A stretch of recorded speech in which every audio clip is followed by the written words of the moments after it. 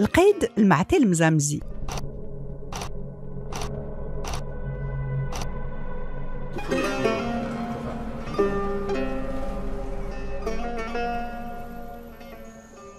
C'est un diplomate auquel on doit des ambassades en Europe au XIXe siècle sous le règne du sultan Moulay Hassan Ier.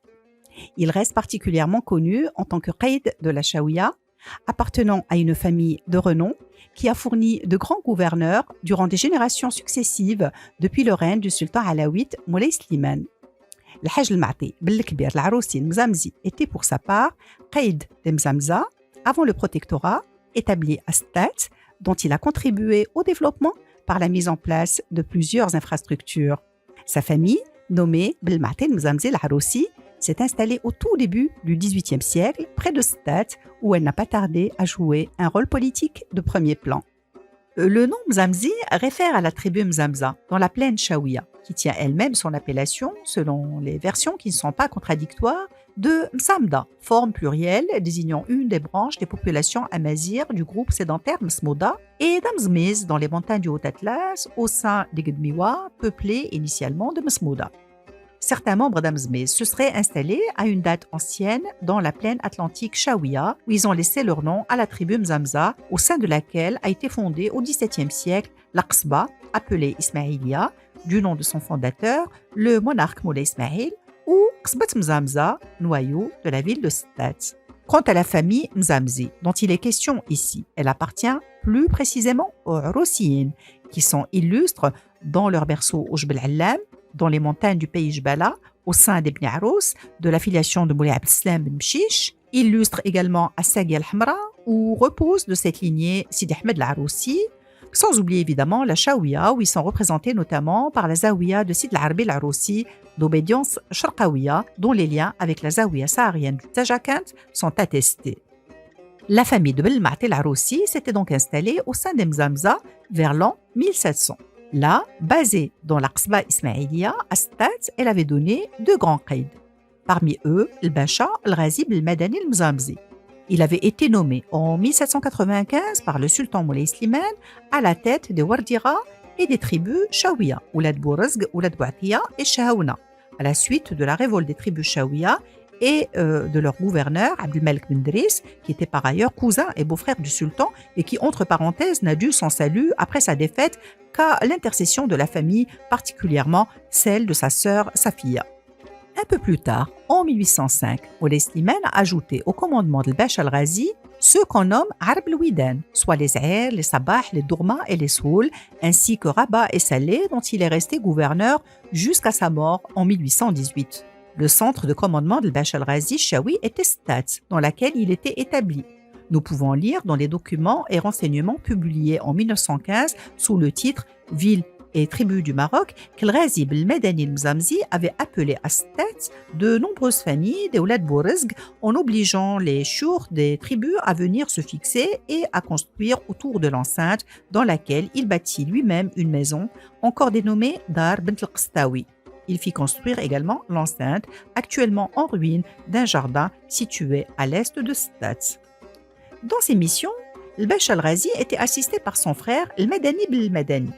Le fils de ce dernier était le Kibir Belmadani, qaïd de tribu Chaouia depuis 1854, succédant en cela à Al-Qaïd al-Bahloul.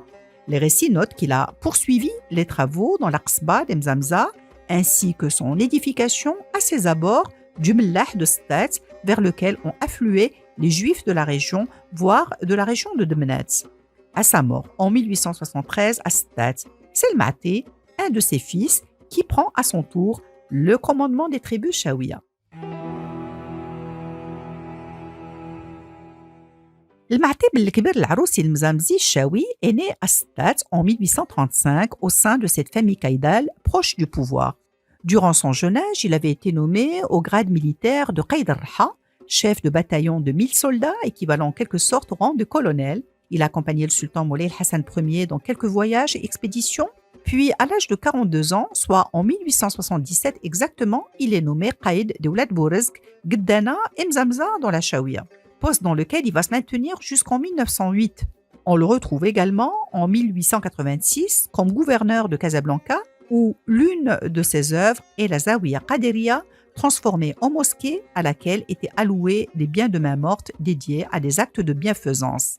Mais c'est à Stade que se trouvait sa résidence, dans l'Aqsba, entouré, je cite, d'un mur crénelé de 8 mètres de haut. Il donne une belle impulsion à la ville qui s'est développée grandement durant son commandement et où il résidait. Stade lui doit en effet un ensemble de constructions, mosquées, caissaria, avec un ensemble de magasins drainant des familles citadines commerçantes dans une région fertile connue davantage pour la richesse de ses activités agricoles. Nous pouvons lire à ce propos dans Ville et Tribu, les murs de l'enceinte extérieure et ses portes, les boutiques qui bordent la rue centrale et les murailles qui entourent le jardin au nord de la ville, le long de l'Oued. Tout cela fut son œuvre. Le professeur Halal Khdimi précise que le Qaïd Ma'teb el-Kbir el-Mzamzi était l'un des grands gouverneurs sur lesquels le Makhzen comptait pour mener à bien des missions à l'intérieur et à l'extérieur du pays. En raison de ses qualités, le Hajj el-Ma'té a été ainsi désigné ambassadeur par le sultan Moulay el-Hassan. En 1889, il mène une ambassade en France auprès d'une délégation constituée de hauts fonctionnaires d'État, dont le Hajj Mohamed Ben Nis ou Si Ahmed Kardoudi au titre de secrétaire.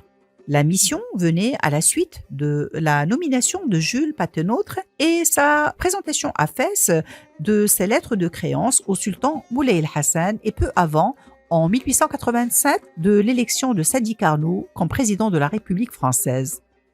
La mission extraordinaire dirigée par Al-Qaïd el-Ma'té el-Mzamzi embarque le 5 septembre 1889 à Tanger à bord du croiseur Le Redoutable. Elle arrive 15 jours plus tard à Paris après avoir effectué une escale à Oran, à Alger et à Toulon. Peu après, el Hajj el-Ma'té remet ses lettres de créance au président français durant une cérémonie solennelle où des allocutions ont été échangées. Vient ensuite, le 24 septembre, la visite de l'exposition universelle à laquelle le Maroc participait avec une soixantaine d'exposants au Champ de Mars sur une surface de 2000 m² et avec l'Arbi Abaroudi en tant que commissaire général. Ensuite, le 10 octobre 1889, la délégation présidée par Hajj el-Ma'té el-Mzamzi s'est rendue à Madrid avant de débarquer à Tanger. Peu après, en 1890, nous retrouvons Ma'teb el-Mzamzi à la tête d'une ambassade en Italie, dans laquelle il est resté pendant environ 2 mois, visitant plusieurs villes et recevant avec tous les honneurs un accueil solennel au palais du Quirinal de la part du roi Humbert Ier.